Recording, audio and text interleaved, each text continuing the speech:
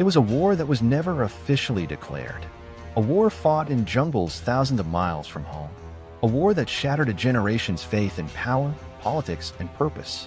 This is the Vietnam War, the longest and most divisive conflict of the 20th century. To understand Vietnam, one must go back to the ashes of World War II. When Japan's empire collapsed, Vietnam saw a chance to be free. Led by a revolutionary named Ho Chi Minh, the Viet Minh declared independence in 1945, quoting America's own Declaration of Independence. But France refused to let go of its colony. And so began a new war, the First Indochina War. In 1954, the French were crushed at Dien Bien Phu, their empire humiliated by Vietnamese guerrillas. But victory came with a cost. Vietnam was split in two, the Communist North and the US-backed South.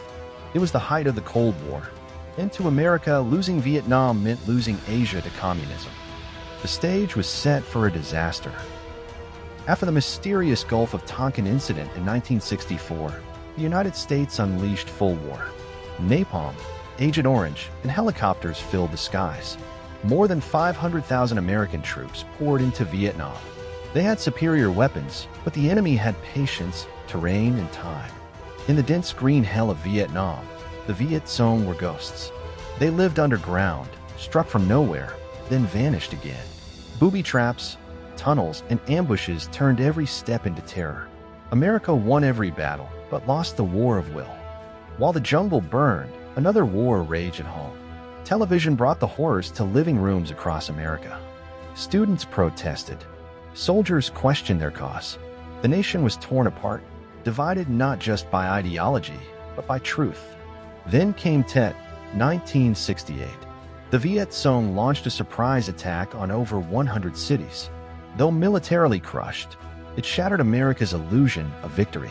The world saw the truth: this war could not be won. By 1973, America withdrew. 2 years later, the North took Saigon.